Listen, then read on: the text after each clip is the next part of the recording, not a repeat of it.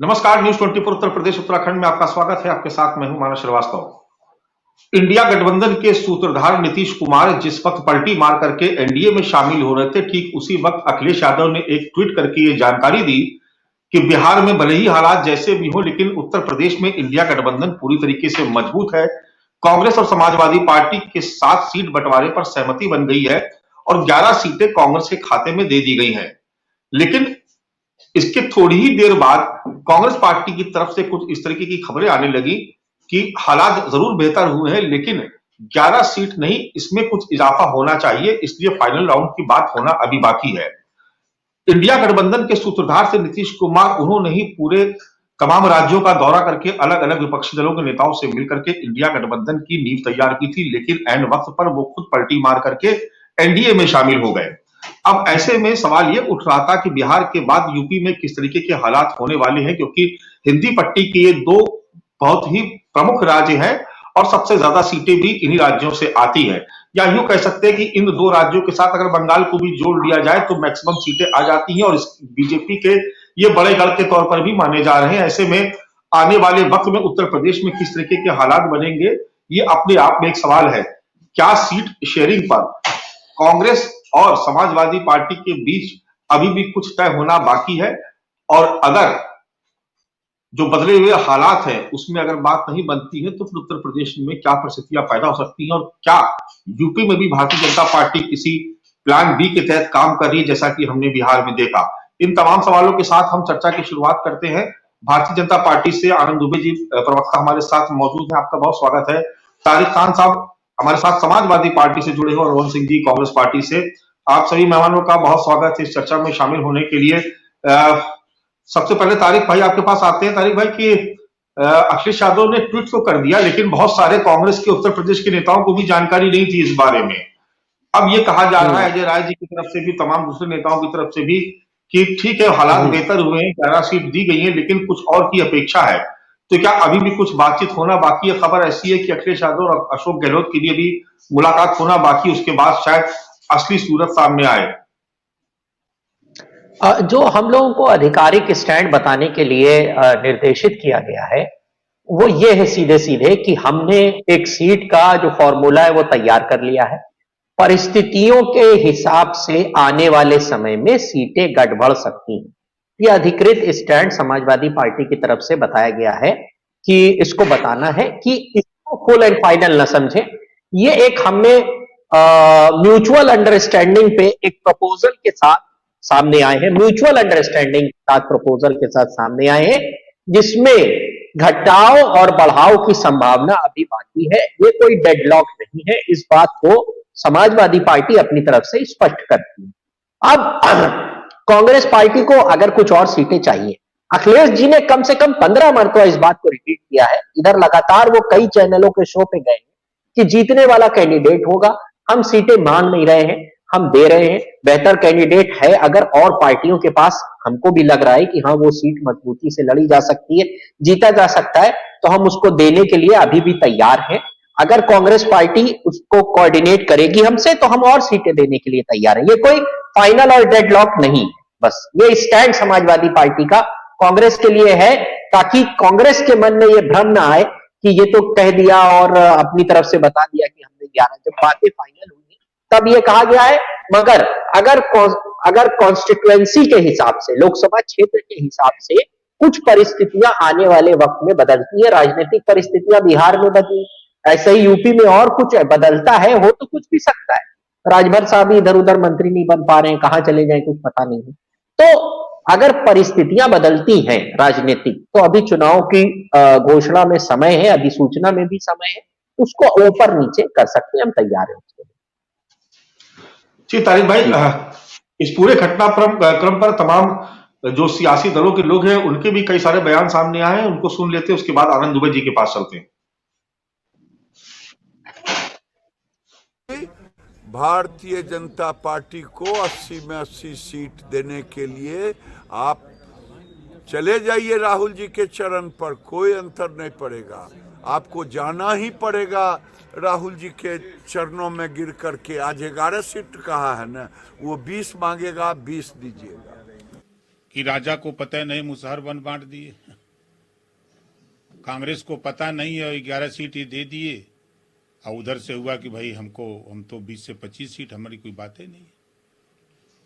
तो ये तो तय है कि सभी विपक्ष के लोग चाहते हैं कि मोदी जी प्रधानमंत्री बने, और अलग तरीके से कुछ लोग सट के काम करना चाहते हैं, कुछ लोग हट के काम करना चाहते हैं।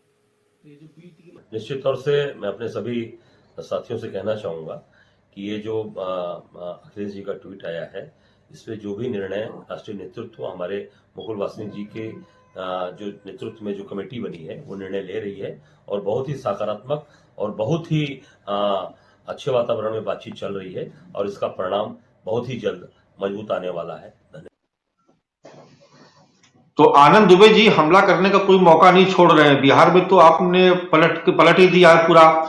वहां का जिस तरह की रणनीति वहां पर बनाई गई थी, या जिस तरीके से इंडिया गठबंधन के सूत्रधार थे नीतीश कुमार, उनको तो आपने अपने पाले में खींच लिया। अब कांग्रेस और समाजवादी पार्टी का जब गठबंधन हो रहा, तो आप कह रहे हैं कि राहुल राजा है, उनके चरणों में लौट जाएंगे और जितनी सीटें मांगी उतनी दे देंगे। यानी कोई मौका आप लोग छोड़ नहीं रहे हैं। मानस जी देखिए, दुष्यंत कुमार का एक बड़ा अच्छा शेर है कि बाएं से उड़ के दाईं दिशा को गरुण गया, कैसा शकुन हुआ कि बरगद उखड़ गया, लेकर उमंग संग चले थे हंसी खुशी, पहुंचे नदी के घाट तो मेला उजड़ गया। तो राहुल गांधी जी एक बार आपको याद होगा भारत जोड़ो यात्रा लेके चले थे, तो उधर गोवा कांग्रेस मुक्त होने की कगार पे पहुंच गए, जम्मू कश्मीर में कांग्रेस पार्टी टूटने लगी। अब की न्याय यात्रा लेके चले हैं, तो उधर ममता बनर्जी जी, इधर आम आदमी पार्टी ने पहले कह दिया हम पंजाब पूरा लड़ेंगे, अब कह रहे हैं हरियाणा की सारी सीटें जो विधानसभा आएगी तब हम लड़ेंगे। बिहार में आपने देख ही लिया, नीतीश जी इनको छोड़ के चले गए। तो सत्यता ये है कि चुनाव से पहले धीरे धीरे, और पहले से देखिए, ये पहले जब ये गठबंधन बना था, हम पहले दिन से कह रहे थे कि ये देखिए ये 19 में भी इसी तरह हाथ पकड़ के फोटो सेशन हुआ था, उसके पहले भी चीजें हुई। 19 में चंद्रबाबू नायडू जी ने प्रयास किया, बेचारे अपना ही चुनाव हार गए। तो नीतीश जी इस बात को अच्छी तरह से जानते थे कि उन्होंने एक गलत फैसला ले लिया है, और निश्चित रूप से वो उस गठबंधन में जाके और जो सरकार चला रहे थे वहां भारी मन से वो चीजों को कर रहे थे। जन दबाव इतना है, और जिस तरह से पिछले दिनों इंडी गठबंधन के लोगों ने खुल के सनातन विरोधी बयान दिए, सनातन पर हमला किया, प्रभु श्री राम के भव्य राम मंदिर के निर्माण में प्राण प्रतिष्ठा के कार्यक्रम को पूरी तरह से अस्वीकार किया।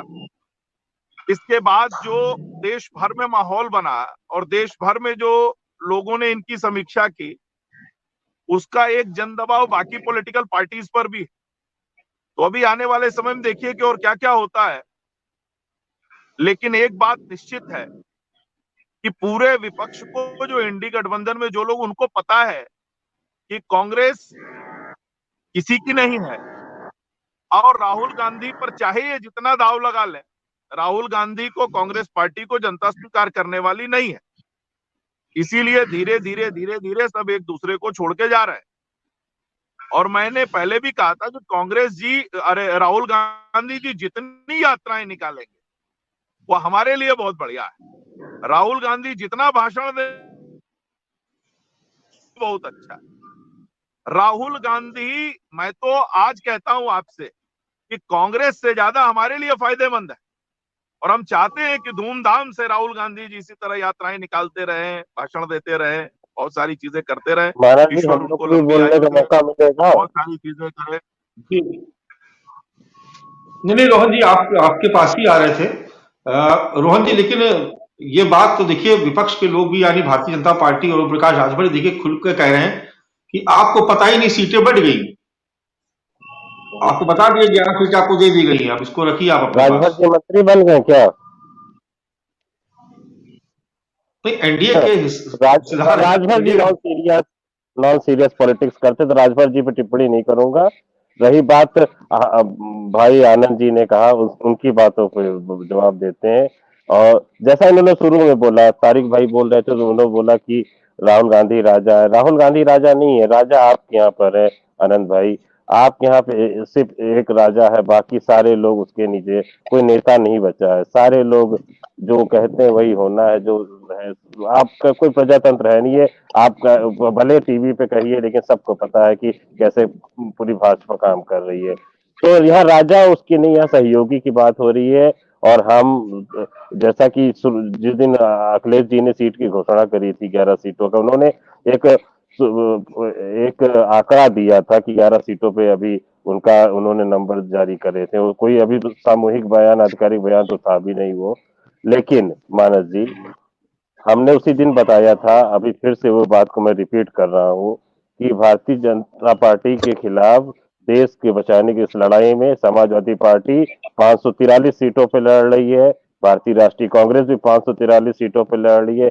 हर कोई आदमी जो इस देश को बचाना चाहता है, जिस देश से प्यार करता है, वो 543 सीटों पर लड़ रहा है। ये लड़ाई बाइनरी में जाके रुकेगी। इसमें दो ही वोटर भी, दो ही तरह के होंगे। एक वो जो परिवर्तन चाहता है, एक वो जो वर्तमान व्यवस्था को बनाए रखना चाहता है। उसी तरह से विकल्प भी होगा, एक वो जो परिवर्तन का चेहरा होगा, एक वो जो बनी हुई व्यवस्था है, जो राजशाही है, जो देश के ढांचे पर, देश के सांगठनिक ढांचा, संवैधानिक ढांचा, देश के संस्थानों पर जो हमले हो रहे हैं, उसको उन लोगों के साथ जो खड़ा है। तो ये लड़ाई बहुत साफ है, सिंपल है, बाइनरी की लड़ाई होगी। काले सफेद, अच्छे बुरे की लड़ाई है। अपने आप ये समय के साथ साफ होता चला जाएगा। और रही बात आनंद भाई की, एक बात, आनंद भाई चिंतित बहुत है कि इंडिया गठबंधन कमजोर हो रहा है, टूट रहा है। मैं बिल्कुल उनकी चिंता को समझ रहा हूँ। जब इंडिया गठबंधन की मीटिंग हुई, उसके बाद नरेंद्र मोदी जी ने 32 दलों को दिल्ली बुलाया। 32 दलों में मानस भाई, 27 दलों का एक भी सांसद नहीं है।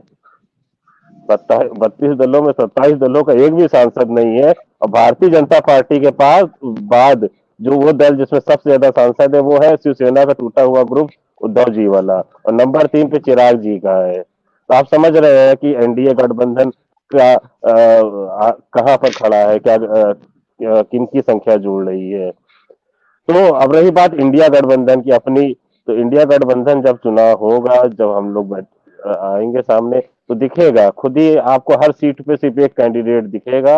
वो एक विपक्ष का कैंडिडेट होगा, जो परिवर्तन के लिए लड़ रहा होगा, जो जनता के सामने एक स्पष्ट विकल्प होगा कि एक लोग हैं जो उस व्यवस्था को बनाए रखना चाहते हैं, जो पूरी संवैधानिक ढांचा जो चोट हो रहा है, उस तरह के लोग हैं जो भारत की आत्मा को नुकसान पहुंचा रहे हैं, भारत के चरित्र को बदल रहे हैं। और एक वो लोग होंगे जो भारत या उस विचार को, आइडिया ऑफ इंडिया को बचाने की लड़ाई लड़ रहे हैं। और न्याय की यात्रा जो है, वो कोई अकेले कांग्रेस का ही नहीं है यात्रा, सारे दल शामिल होते हैं। जब पिछली यात्रा थी कन्याकुमारी से कश्मीर तक की, उसमें भी अलग अलग राज्यों में जब भी गए, सारे दल शामिल हुए। महाराष्ट्र में शामिल हुए, आंध्रा में शामिल हुए, केरल में शामिल हुए। यूपी में देखिए ना, मायावती आई थी ना अखिलेश आए थे। उत्तर प्रदेश में यात्रा बहुत लिमिटेड थी, बहुत ज्यादा तो थी नहीं। मुश्किल से 20-25 किलोमीटर की थी। एक डिटेल प्रोग्राम होगा तो सब लोग आएंगे, ऐसा कुछ नहीं है। और ये न्याय यात्रा जो है, ये कोई कांग्रेस का अकेले का कैंपेन नहीं है। ये एक भारत के उस विचार को, भारत के जो एक न्याय का विचार है, उसको जिंदा रखने, उसको वापस हक दिलाने की लड़ाई है, भारत जोड़ने की लड़ाई है। अकेले ये कांग्रेस की जिम्मेदारी थोड़ी है, ये तो सारे लोगों की जिम्मेदारी है। और उसके लिए सभी लोग गंभीर भी हैं, इसमें कोई शक नहीं।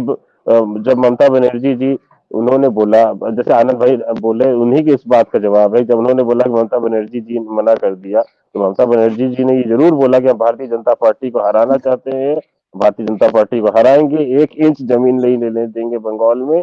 और इंडिया गठबंधन पहले जिस तरह से मजबूत था, उसी तरह से मजबूत है।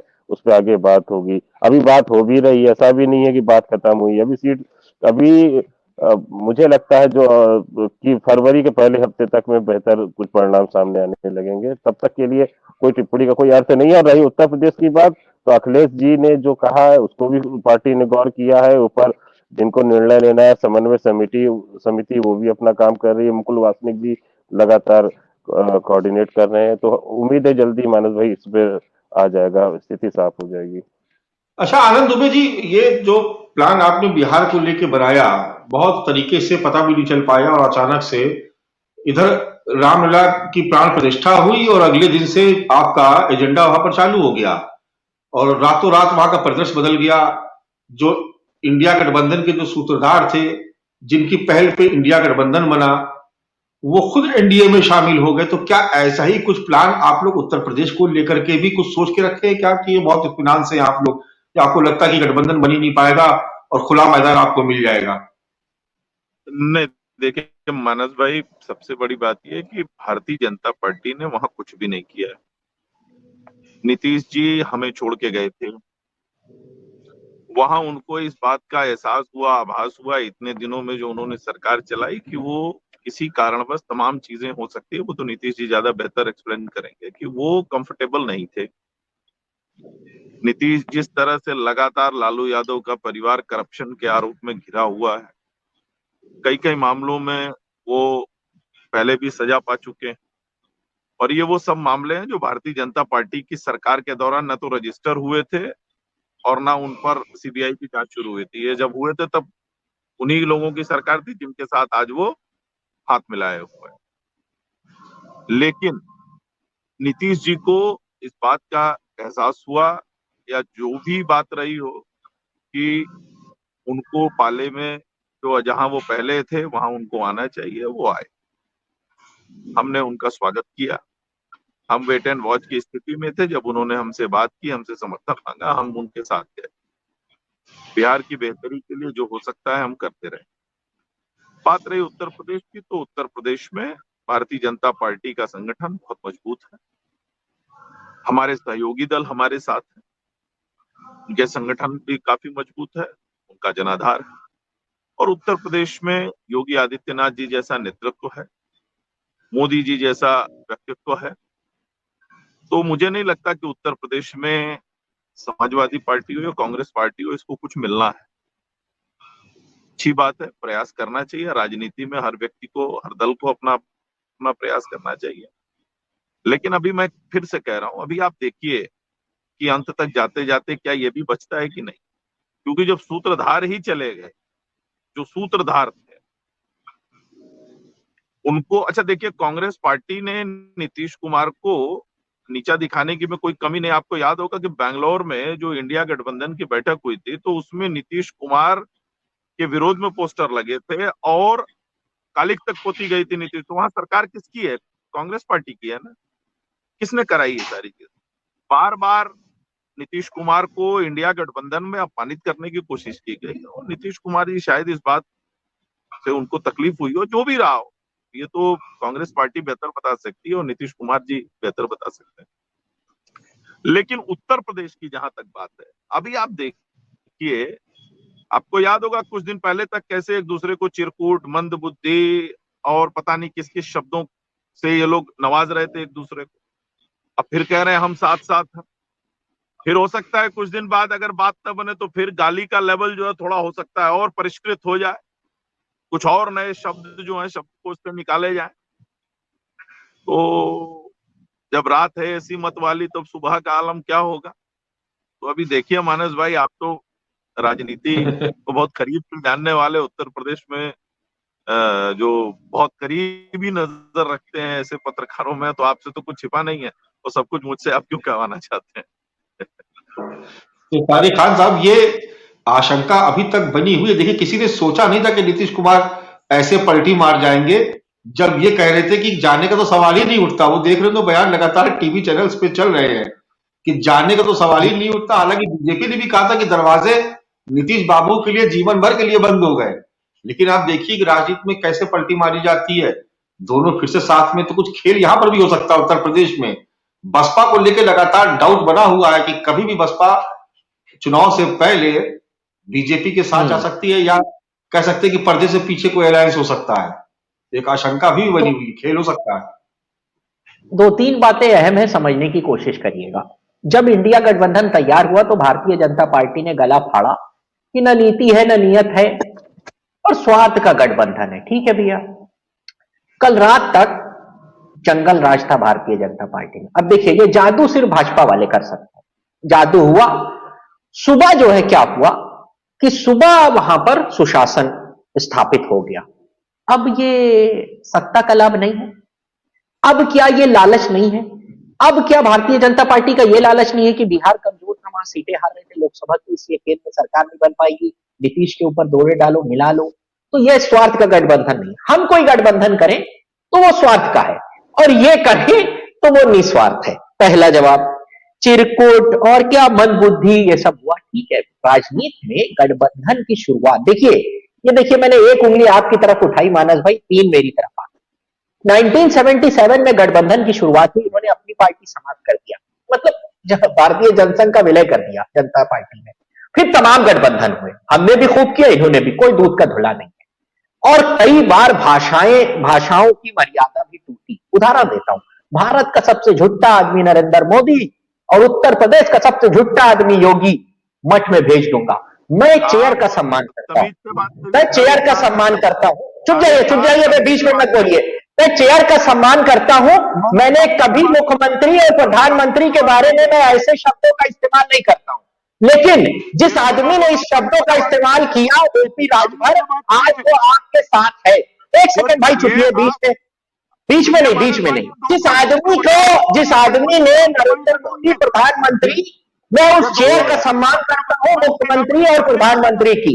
अरे भाई चुप कराइए इनको भाई, बीच में नहीं। एंकर महोदय बीच में नहीं, एंकर महोदय मैं इनके बीच में नहीं बोला था।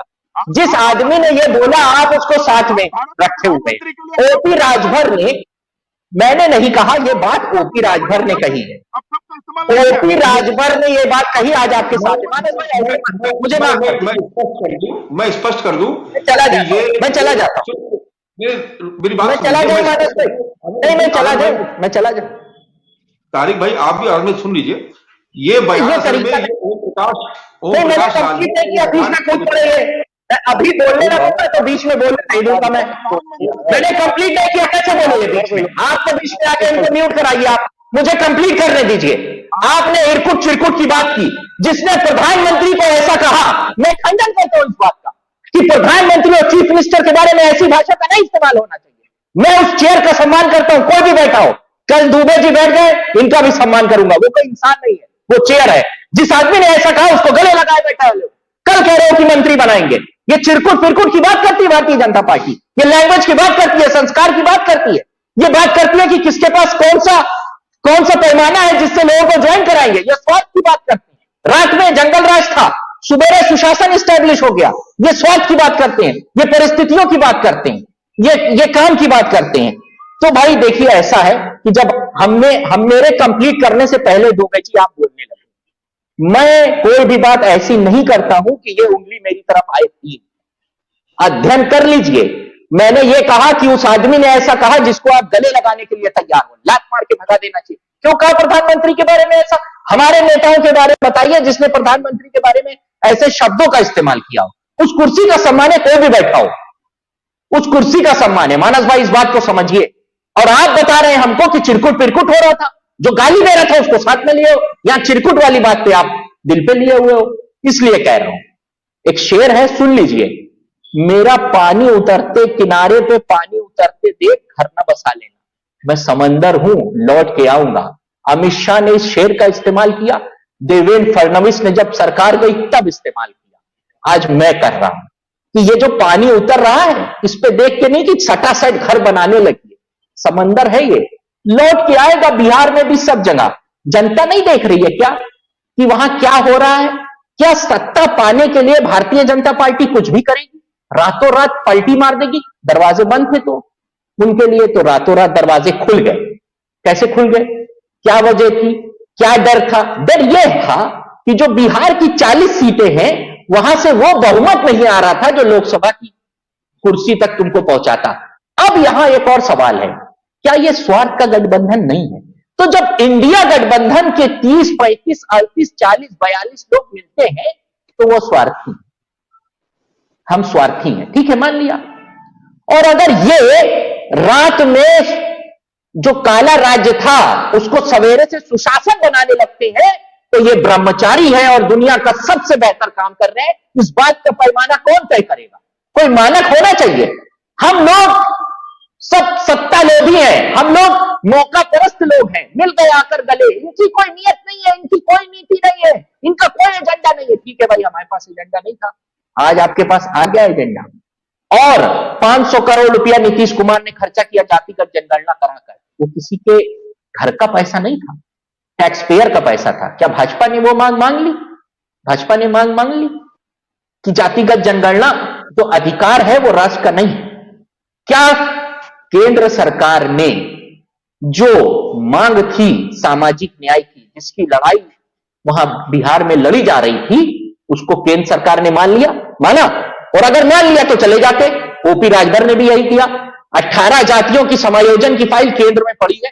तुम्हारा पार्टी का बनने का अस्तित्व इसी बात से था कि उन बैकवर्डों को एससी में समायोजित कर दिया जाए। केंद्र सरकार ने नहीं किया, नाटक कर रही है। रोहिणी आयोग, फलाना आयोग, धमाका आयोग। तो मुद्दे मान लिए तो चले जाओ, नहीं माने नहीं गए। इसका मतलब क्या है? इसका मतलब क्या है?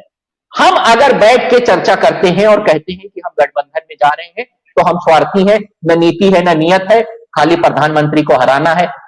चालू हो जाता है सवेरे से, इंडिया गठबंधन के लोग मीटिंग करते हैं। आप जो लोग कल तक आपको गाली दे रहे थे, प्रधानमंत्री को कह रहे थे झूठा आदमी है, मैं नहीं कह रहा हूं, मैं ऐसे शब्दों का नहीं इस्तेमाल करता हूं। गले लगा लिया, आ जाओ भैया, बैठो बैठो, क्या हुआ, कुछ चाहिए? हाँ, लड़के का एमपी का टिकट ले लो, मंत्री नहीं बनोगे? अच्छा रुक जाओ, अभी कुछ दिन बाद बना। ये स्वार्थ नहीं। नीतीश बलात्कार, पिछले जो इनके प्रदेश अध्यक्ष हैं, क्या नाम है उनका, मैं नाम बोल रहा हूं, एक हफ्ते में 14 बलात्कार हुए। परसों ही चिल्ला रहे थे, क्या नाम है भाई, बताइए जरा। सम्राट चौधरी, बिहार वाले ना? गुंडा राज, हाँ, बिहार वाले गुंडा राज, बर्बाद था सब। अब क्या हुआ? जादू की चढ़ी, चुक चुक चुक चुक चुक चुक चुक चुक चुक। अब लॉ एंड ऑर्डर कितना बेहतरीन हो गया है आज से।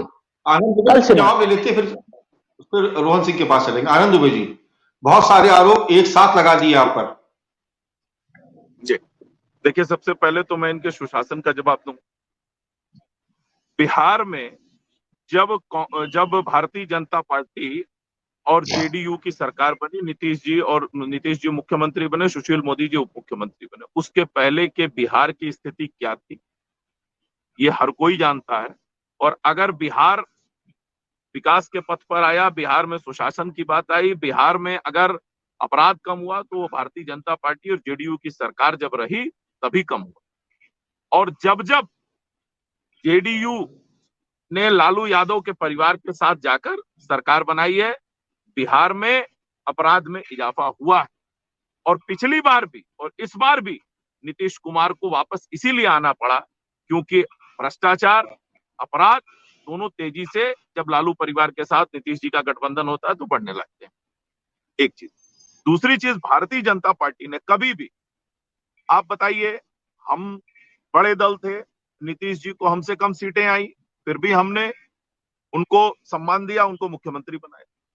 जहां भी हमने, अटल जी ने पहली बार गठबंधन को धर्म का नाम दिया, कहा गठबंधन धर्म है, हम उसको निभाएंगे। कई पार्टियों को लेकर उन्होंने सरकार चलाई और चलाकर 5 साल दिखाई। तो सबसे बड़ी बात यह है। और जिस सामाजिक न्याय की ये लोग बात कर रहे हैं, कौन सा सामाजिक न्याय? आप रेलवे में नौकरी देने के बदले जमीन लिखवा लीजिए, ये सामाजिक न्याय है। उत्तर प्रदेश में लोगों को याद होगा, युवा बैठे रह जाते थे और जिसका झोला और नोट की गड्डी पहुंचती थी उसका नाम सूची में आ जाता था। ये सबने देखा है। जिन लोगों के पास कुछ नहीं था, आज हजारों हजार करोड़ की प्रॉपर्टी बना के बैठे। एक एक परिवार के 30-30, 32-32 आदमी, विधायक, सांसद, मंत्री, जिला पंचायत अध्यक्ष, ग्राम प्रधान से लेकर सब कुछ हो जाते। ये इनका सामाजिक न्याय है। जब ये 2012 में सरकार में आए, एक ही जाति के 7 कैबिनेट मिनिस्टर बनाए। 7, मानस जी आपको तो याद होगा, 7 कैबिनेट मिनिस्टर एक ही जाति के अखिलेश यादव की सरकार में थे और 8वें खुद अखिलेश यादव मुख्यमंत्री थे। ये इनका सामाजिक न्याय है।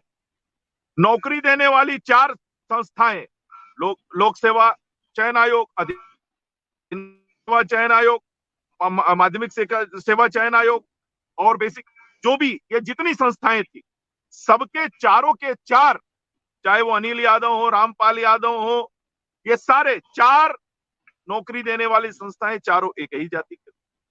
जो सामाजिक न्याय की बात करते हैं, जब 2012 में सत्ता में आए तो इन्होंने क्या किया, 2 लाख दलित भाइयों का प्रमोशन में जो रिजर्वेशन मिला था उसको खत्म कर दिया और उनको रिवर्ट कर दिया। ये इनका सामाजिक न्याय था उत्तर प्रदेश में। दलितों की जमीन समाजवादी पार्टी के लोग कब्जा कर लेते थे, यह इनका सामाजिक न्याय था। किस मुंह से बात कर रहे हैं? अरे सामाजिक न्याय वो होता है कि 70 साल में जिन गरीबों को आवास नहीं मिला था उनको पक्का छत देने का काम, 12 करोड़ से ज्यादा शौचालय बनवाने का काम नरेंद्र मोदी जी की सरकार ने किया। उनको पक्का मकान देने का काम किया, उनको उज्ज्वला गैस का कनेक्शन देने का काम किया, उनको इलाज के लिए आयुष्मान कार्ड देने का काम किया और बिना किसी भेदभाव के दिया।